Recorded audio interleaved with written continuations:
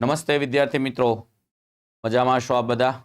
આપ જોઈ રહ્યા છો ટેટ ટાટ અંતર્ગત અલગ અલગ વિષયના અલગ અલગ વિડીયો, જેમાં ગુજરાતી, અંગ્રેજી, મનોવિજ્ઞાનના વિડીયો આપણી સમક્ષ આવી રહ્યા છે. તો મિત્રો, હવે ટેટ ટાટ પરીક્ષા અંતર્ગત જે કંઈ બંધારણના પ્રશ્નો ટેટ ટાટની એક્ઝામ્સમાં પૂછાયા હતા તે આગળની જેટલી 2011થી આજ દિન સુધી લેવાની જે પરીક્ષા હતી એ વિષય અંતર્ગત બંધારણમાં કેવા કેવા પ્રશ્ન પૂછાયા હતા તો એના વિશે આપણે ચર્ચા કરીએ. ચલો, ભારતની સર્વોચ્ચ સંસ્થા સંસદમાં કેટલા ગૃહ હોય છે અને નીચલા ગૃહમાં સભ્ય સંખ્યા કેટલી હોય છે? તો સિમ્પલ વસ્તુ, સંસદના 2 ગૃહ છે, લોકસભા અને રાજ્યસભા. તો સંસદમાં 2 ગૃહ હોય છે અને નીચલું ગૃહ કોને કહીશું? તો નીચલું ગૃહ કહીશું લોકસભાને. તો લોકસભાની સભ્ય સંખ્યા કેટલી છે? આ પ્રશ્ન 2012ની ટેટ 1ની એક્ઝામ્સમાં પૂછાઈ ગયો છે, પણ આપણે ખ્યાલ હોવો જોઈએ કે ભાઈ 104મો સુધારો જે પાછળથી કરવામાં આવ્યો 2019ના વર્ષમાં, ત્યારે જે 2 એંગ્લો ઇન્ડિયન હતું એ રદ કરવામાં આવ્યું. પણ આ રીતે પ્રશ્ન બરાબર છે, કારણ કે આ 2012નો પ્રશ્ન હતો, એટલે તમારો રાઈટ આન્સર બનશે એ. બરાબર છે. હવે કેટલા થઈ ગયા છે? હવે આ પરીક્ષામાં પૂછાય તો કેટલા લખવાના છે? 543 લખવાના. કેમ 543 લોકસભાની સીટ સંખ્યા? કારણ કે રાષ્ટ્રપતિ દ્વારા જે 2 એંગ્લો ઇન્ડિયનની નિમણૂક કરતા હતા રાષ્ટ્રપતિ, એ 104માં સુધારાથી હવે રદ કરવામાં આવી છે. ક્લિયર થઈ ગયું બધાને? ઓકે. રાજ્યની વડી અદાલતના મુખ્ય ન્યાયાધીશની નિમણૂક માટે કોની સાથે વિચારણા કરવામાં આવે છે? તો ભાઈ રાજ્યના વડી અદાલતના એટલે કે હાઈકોર્ટના મુખ્ય ન્યાયાધીશ નિમણૂક કોણ કરે? તો ભાઈ રાષ્ટ્રપતિ કરશે. રાષ્ટ્રપતિ જ્યારે હાઈકોર્ટના ન્યાયાધીશની નિમણૂક કરશે ત્યારે રાષ્ટ્રપતિ કોની સાથે વિચાર વિમર્શ કરશે? સલાહ લેશે. બરાબર. તો રાષ્ટ્રપતિ વડાપ્રધાન, તો વડાપ્રધાનની સલાહ ન લે ભાઈ, સિમ્પલ વસ્તુ છે. રાષ્ટ્રપતિ અને સર્વોચ્ચ અદાલતના મુખ્ય ન્યાયાધીશ હોઈ શકે. આગળ વધીએ. રાષ્ટ્રપતિ, ઓકે, વડાપ્રધાન નહીં આવે અહીંયા.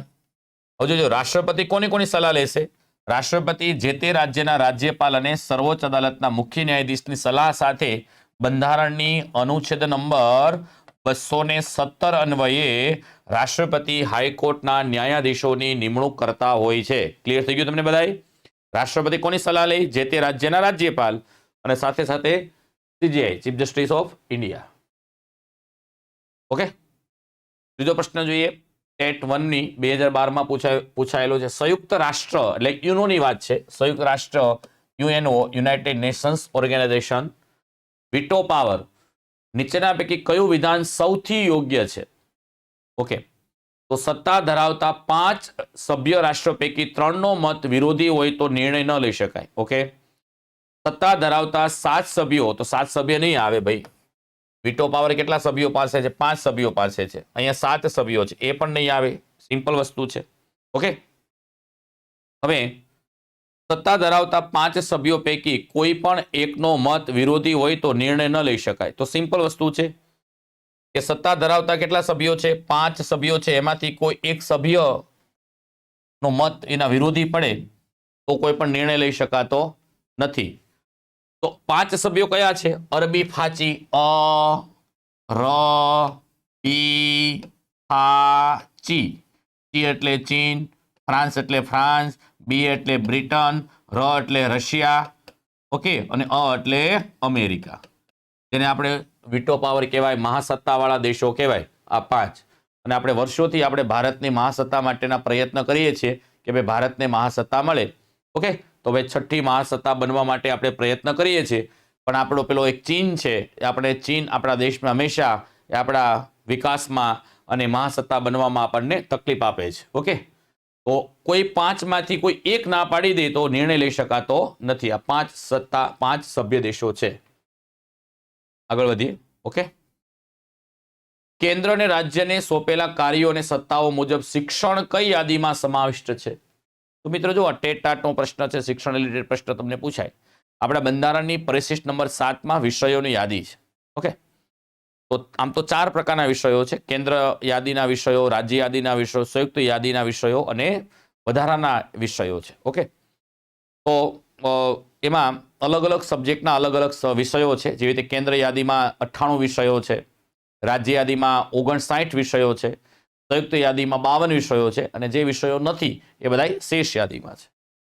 એમાં શિક્ષણ છે એ શિક્ષણ એ સંયુક્ત યાદીનો વિષય છે.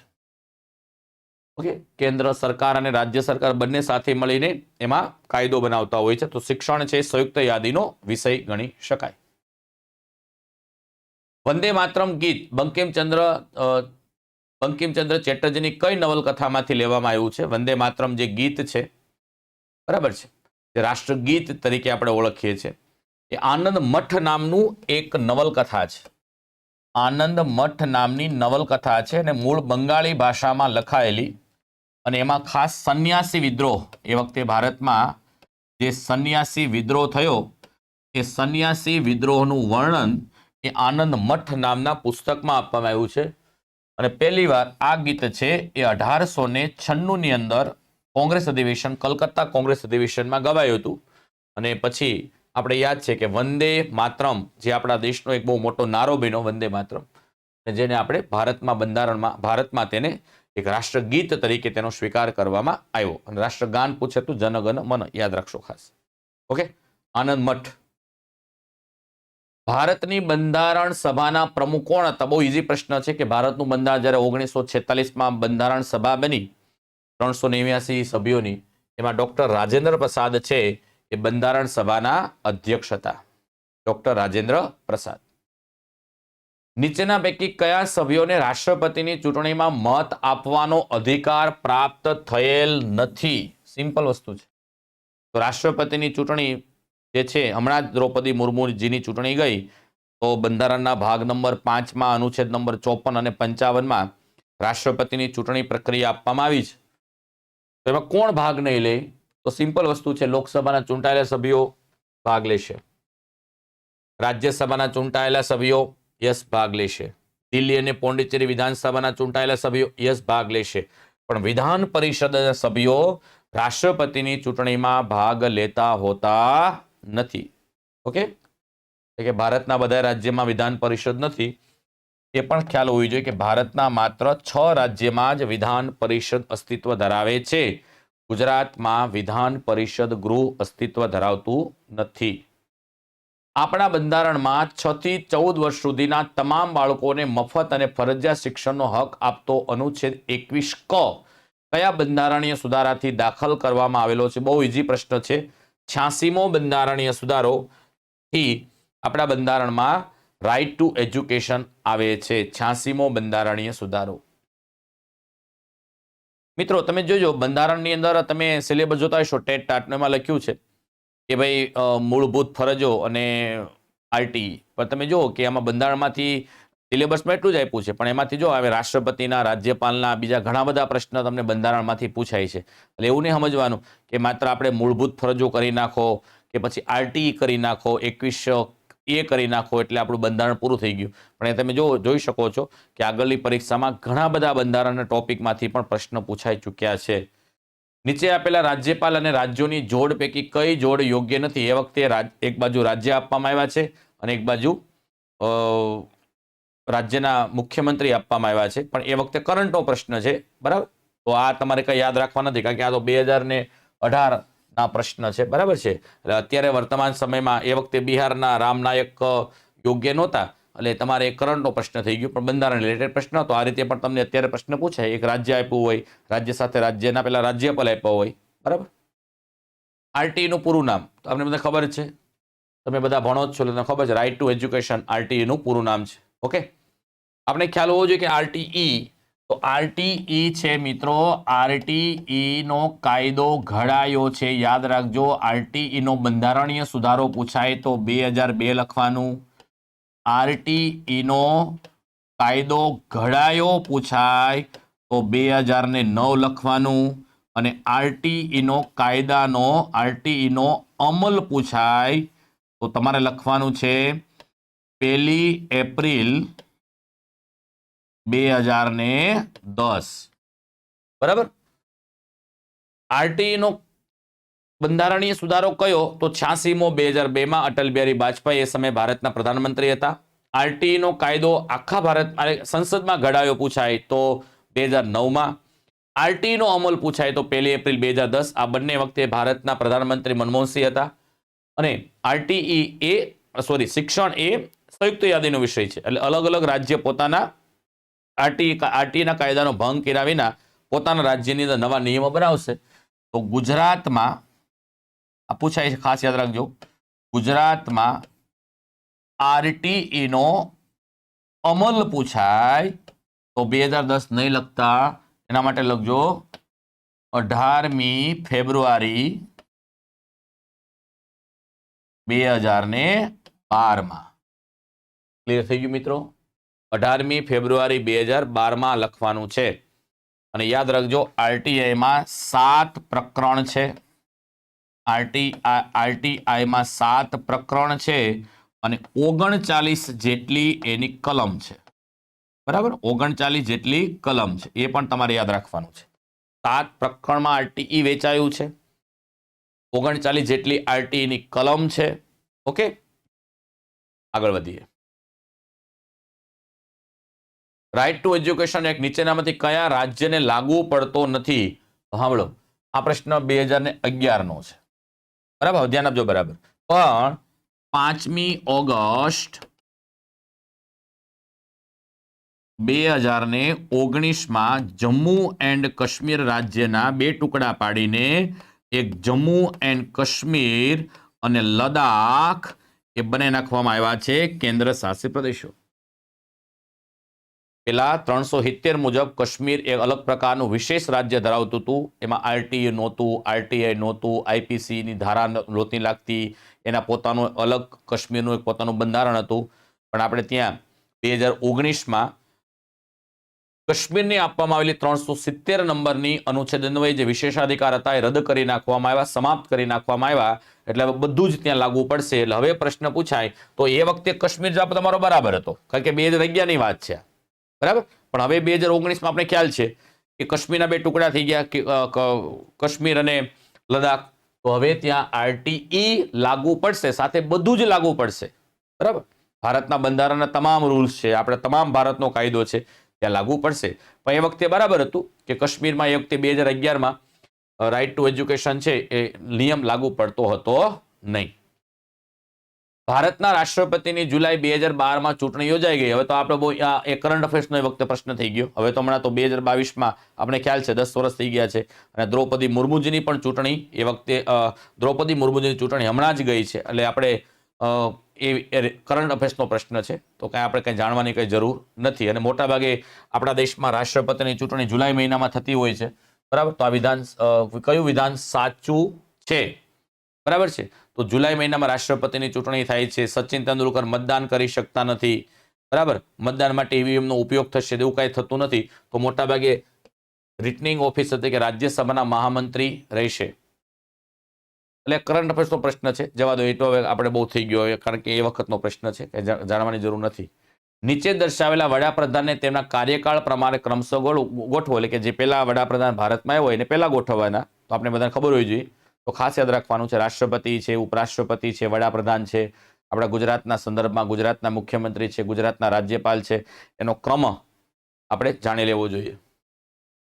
તો પેલા ચૌધરી ચરણસિંહ હતા. આ 4 છે એમાં ચૌધરી ચરણસિંહ એવા હતા જેને કિસાન નેતા તરીકે ઓળખે છે. તો અહીંયા ઓપ્શન એ અને ડી જતો રહ્યો, કારણ કે એ સીમાં અને બંનેમાં, બી અને સીમાં બંનેમાં એ છે. ચૌધરી ચરણસિંહ પછી કોણ આવ્યા હતા? વિશ્વનાથ પ્રતાપ, વીપી સિંહ આવ્યા હતા. તો પછી 3 છે. ઓકે, 3. તો રાઈટ આન્સર આપણો થઈ ગયો સી.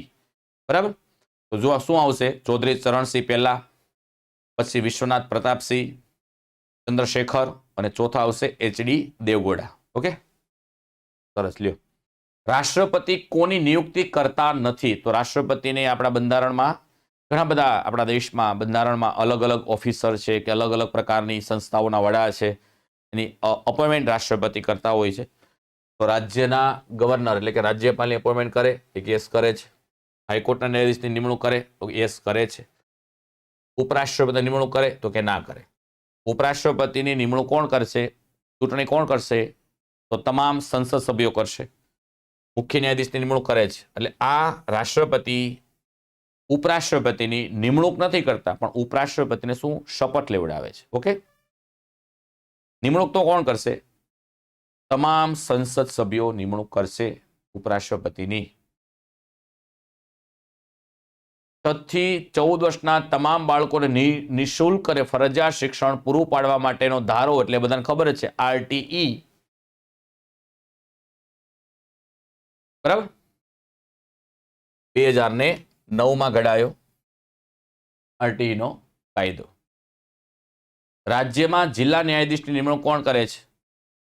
તો સુપ્રીમ કોર્ટ અને હાઈકોર્ટના ન્યાયાધીશની નિમણૂક ભારતના રાષ્ટ્રપતિ કરે. તેવી રીતે જિલ્લા ન્યાયાધીશની નિમણૂક કરશે જે તે રાજ્યના રાજ્યપાલ. એના માટે બંધારણની અનુચ્છેદ પણ યાદ રાખી લેવાની. 233 નંબરની અનુચ્છેદ અન્વયે તાબા હેઠળની અદાલતો હોય એની ન્યાયાધીશની નિમણૂક રાજ્યપાલ દ્વારા થશે. ગુજરાત વિધાનસભા ભવનનું નામ શું છે? બહુ મસ્ત નામ છે, મહાત્મા ગાંધીજીને લગતા. હા, ઇન્દુલાલ યાજ્ઞિકે નહીં લગતા, એ તો મહાગુજરાત ચળવળના પ્રણેતા હતા.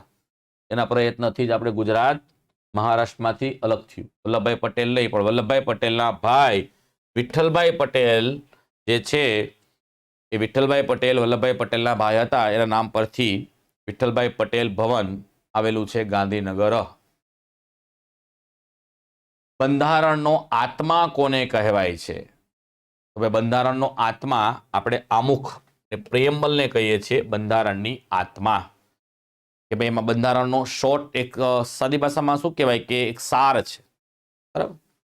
એક જ પેજની અંદર 88 શબ્દો છે આમુખની અંદર, ને આમુખ એ મૂળ પ્રસ્તાવનામાંથી આમુખ ઉતરે એવું છે, ને બંધારણનો એક સંક્ષિપ્ત સાર કહેવાય.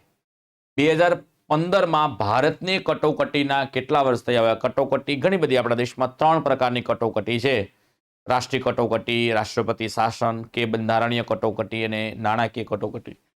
એમાં જસ્ટિફાઈ નથી કર્યું કઈ કટોકટીની વાત કરી છે, પણ જોવા જઈએ તો રાષ્ટ્રપતિ શાસન તો ભારતમાં બહુ બધી વાર લાગે. ભારતના અલગ અલગ રાજ્યમાં રાષ્ટ્રપતિ શાસન તો લાગતું જ હોય છે. રાષ્ટ્રીય કટોકટી છે, પણ કઈ રાષ્ટ્રીય કટોકટી? બાહ્ય કે પછી સશસ્ત્ર બળો? એની પણ વાત નથી થઈ. પણ હવે જોવા જઈએ તો અહીંયા આપણે કીધું કે ભાઈ કટોકટી એક તો કીધી હશે કે ભાઈ 1975માં ભારતમાં કટોકટી થઈ હતી. એ સંદર્ભે અહીંયા બોર્ડે જવાબ આપ્યો છે. 1975માં ભારતમાં જે આંતરિક કટોકટી થઈ હતી, તો ભાઈ 1975 થી લઈ અને 2015 સુધીની વાત કરીએ તો 40 વર્ષ પૂરા થાય. સિમ્પલ વસ્તુ છે, 1975માં ઇન્દિરા ગાંધીએ આપણા ભારતમાં જે આંતરિક કટોકટી લાગુ કરી હતી ભારતમાં, તો એ આધારે જુઓ તો 40 વર્ષ પૂરા થાય, પણ એ જસ્ટિફાઈ યોગ્ય રીતે કરેલું નથી. કટોકટી કેવા પ્રકારની? કશો વાંધો નહીં, આપણે આંતરિક કટોકટીને ધ્યાનમાં રાખો તો જવાબ તમારો આવશે 40 વર્ષ. 51A આપણા દેશની મૂળભૂત ફરજ છે, અને આપણે ખ્યાલ છે કે આપણા બંધારણની અંદર આપણા બંધારણમાં મૂળભૂત ફરજો ન હતી. ત્યાર પછી આપણા બંધારણમાં સ્વર્ણસિંહ કમિટી એક નિમવામાં આવી, અને સ્વર્ણસિંહ કમિટીના આધારે એમ કહેવાય કે 42મો બંધારણીય સુધારો કરવામાં આવ્યો, અને 42મા બંધારણીય સુધારાથી ભાગ નંબર 4A અને અનુચ્છેદ નંબર 51A માં 10 જેટલી મૂળભૂત ફરજો એડ કરવામાં આવી. ત્યારબાદ 86મા સુધારાથી બીજી એક મૂળભૂત ફરજ એડ કરવામાં આવી, અને આપણા દેશમાં અત્યારે મૂળભૂત ફરજની સંખ્યા એ 11 છે. એમાંથી કઈ મૂળભૂત ફરજ નથી એની વાત તમારે અહીંયા કરવામાં આવેલી છે. સિમ્પલ. તો જાહેર સંપત્તિનું રક્ષણ કરવું એ આપણી મૂળભૂત ફરજ. નીચેનામાંથી શું છે? તો ભાઈ જાહેર સંપત્તિ રક્ષણ કરવું એ આપણી મૂળભૂત ફરજ છે, પણ ઉપરની બધી મૂળભૂત ફરજો આપણા દેશમાં 11માં એનું જસ્ટિફાઈ કરવામાં આવેલું નથી. ઓકે, એક ઉદાહરણ આપ્યું છે. સાગર વડોદરામાં રહે છે. ઓકે, નીચેના કયા હક માટે તેને ગુજરાત સરકાર તરફથી વિધિવત મંજૂરીની જરૂર પડશે? સિમ્પલ વસ્તુ છે કે ભાઈ અધિકાર છે આપણા દેશમાં. જ્યારે બંધારણમાં 12 થી લઈને 35 સુધી મૂળભૂત અધિકારો આપવામાં આવ્યા છે, તો મૂળભૂત અધિકાર માટે આપણે કોઈ રજીસ્ટ્રેશન કરવાની જરૂર નથી. મૂળભૂત અધિકાર કેવા છે? જન્મજાત છે અને ફરજિયાત છે, બરાબર, ઓટોમેટિક પ્રાપ્ત થાય છે. તો સ્વતંત્રતાની અભિવ્યક્તિ આર્ટિકલ નંબર 19માં છે. અંગત જીવન જીવવાનો હક છે એ બંધારણની અનુચ્છેદ નંબર 21માં છે. શિક્ષણનો હક છે એ બંધારણની આર્ટિકલ 21A છે. વિચાર અભિવ્યક્તિ બંધારણની આર્ટિકલ નંબર 19માં છે.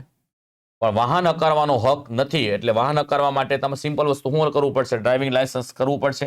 આરટીઓમાં જઈને તમારે ડ્રાઇવિંગ લાયસન્સ માટે એપ્લાય કરવું પડશે. તમે પડે ને શું કહેવા માંગુ છું?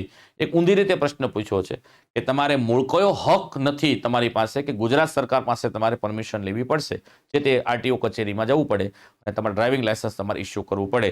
તો સીધી રીતે મળતા નથી, બરાબર. તમારે કોઈ સરકાર નહીં આવે, ચલો હું તમને 18 વર્ષ તમારા પૂરા થઈ ગયા એટલે હું તમને ડ્રાઇવિંગ લાયસન્સ આપું. તમારે એની માટે ચોક્કસ જે પ્રોસેસ હશે, એના યોગ્ય એવિડન્સ હશે, તમારે આરટીઓ કચેરીમાં જમા કરવા પડશે.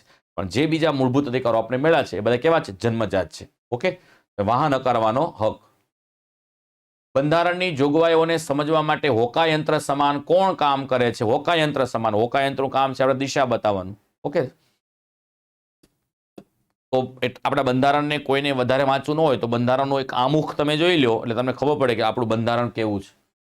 એટલે આમુખ વિશે આપણે વાત કરીએ આગળ.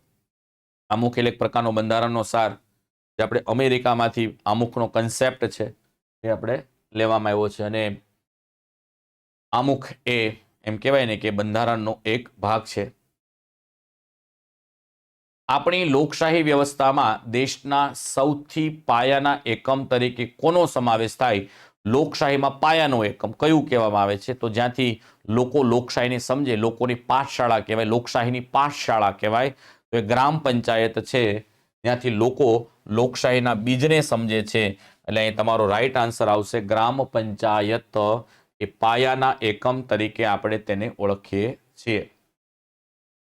સરકારનું સૌથી કાર્યશીલ, પ્રભાવશાળી અને નજરની સામે રહેલું અંગ કયું? તો સરકારના મુખ્યત્વે 3 અંગ છે: ધારાસભા, કારોબારી અને ન્યાયતંત્ર.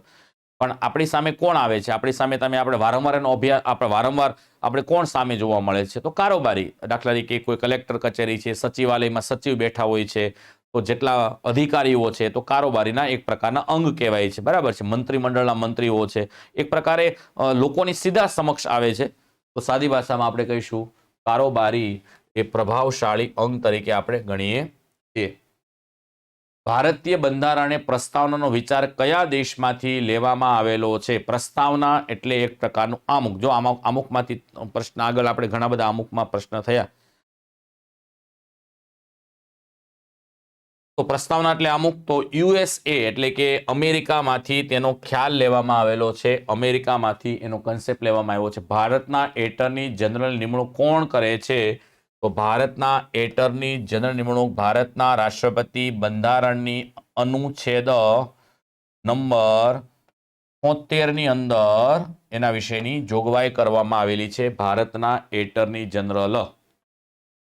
ભારતના બંધારણની કઈ કલમમાં મૂળભૂત ફરજોની જોગવાઈ કરવામાં આવી છે? બહુ ઇઝી પ્રશ્ન છે. 51A ભાગ નંબર 4A માં મૂળભૂત ફરજની જોગવાઈ કરવામાં આવેલી છે. કેટલી છે? 11 છે. અને કયા દેશના બંધારણમાંથી મૂળભૂત ફરજ લેવામાં આવેલી છે? રશિયામાંથી લીધેલી છે. રાજ્યની વહીવટી સત્તાઓ કોનામાં નિહિત થયેલી હોય છે? રાજ્યની વહીવટી સત્તાઓ એ કોનામાં નિહિત થયેલી હોય છે? સિમ્પલ વસ્તુ, મંત્રીમંડળ છે એ મંત્રીમંડળ રાજ્યની બધી શક્તિઓ, મંત્રીમંડળ રાજ્યપાલ છે એ પોતાની બધી શક્તિઓ મંત્રીમંડળને સોંપી દેતા હોય છે. ઓકે. નીચેના પૈકી કઈ બાબતનો બંધારણમાં આપવામાં આવેલી મૂળભૂત ફરજોમાં સમાવેશ કરવામાં આવતો નથી? તો સિમ્પલ વસ્તુ છે, અહીંયા 11 મૂળભૂત ફરજો છે, એમાંથી કોઈ એક એવી મૂળભૂત ફરજો નહીં હોય જે આપણા બંધારણમાં તેનો ઉલ્લેખ નથી. આપણા રાષ્ટ્રના સ્વાતંત્ર્ય સંગ્રામને પ્રેરણા આપનારા ઉમદા આદર્શોને ચાહવા અને પાલન કરવા, યસ, એનો સમાવેશ આપણા બંધારણમાં છે. આપણા સંમિશ્રિત સંસ્કૃતિના બહુમૂલ્ય વારસાનો મૂલ્ય સમજવું અને તેની જાળવણી કરવી, યસ, એ પણ છે. વ્યક્તિઓને રાજ્યના દ્વારા સમાજના નબળા વર્ગનું શોષણને અટકાવવું, તો એ આપણા મૂળભૂત ફરજમાં નથી, પણ એના માટે બંધારણીય મૂળભૂત અધિકારમાં સાથે સાથે રાજ્યનીતિ માર્ગદર્શક સિદ્ધાંતમાં એની જોગવાઈ કરવામાં આવી છે. પણ મૂળભૂત ફરજમાં આવું કંઈ છે નહીં. એટલે તમારો રાઈટ આન્સર આવશે સી. બરાબર. વૈજ્ઞાનિક અભિગમ કેળવવો, માનવતાવાદ, એ બધી વસ્તુ આપણા બંધારણમાં એટલે કે મૂળભૂત ફરજમાં આપણને જોવા મળે છે. ભારતના પ્રથમ ઉપરાષ્ટ્રપતિ કોણ હતા? 1952માં ભારતના ઉપરાષ્ટ્રપતિના પદની શરૂઆત થઈ અને સર્વપલ્લી રાધાકૃષ્ણ એ કહે છે, યસ, સર્વપલ્લી રાધાકૃષ્ણ એ ભારતના કોણ હતા? પહેલા ઉપરાષ્ટ્રપતિ હતા. એ પણ આપણે યાદ રાખવું જોઈએ. સર્વપલ્લી રાધાકૃષ્ણનો બર્થડે ક્યારે આવે છે? 5મી સપ્ટેમ્બર. તો 5મી સપ્ટેમ્બરના દિવસને આપણે રાષ્ટ્રીય શિક્ષક દિવસ તરીકે આપણે મનાવીએ છીએ. ઓકે, પોતે શિક્ષક હતા શરૂઆતમાં પોતાના જીવનમાં. સ્વતંત્ર ભારતમાં કટોકટી કોણ જાહેર કરી? તો પહેલી ભારતમાં કટોકટી છે, તો ભાઈ કઈ કટોકટીની વાત અહીંયા કંઈ કરવામાં નથી આવી, બરાબર છે. પણ અહીંયા જોવા જઈએ તો ભાઈ આપણા દેશની અંદર રાષ્ટ્રીય કટોકટી મુખ્ય છે. રાષ્ટ્રીય કટોકટી છે એ 352 નંબરની અનુચ્છેદન વયે રાષ્ટ્રીય કટોકટી બહાર પડાય છે.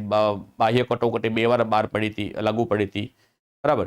એક 1962માં ભારત ચાઇના વચ્ચે યુદ્ધ થયું ત્યારે, અને બીજું 1971માં ભારત પાકિસ્તાન યુદ્ધ થયું ત્યારે. ઓકે, અને ત્રીજી કટોકટી છે 1975માં, જેને આપણે આંતરિક કટોકટી કહીએ છીએ.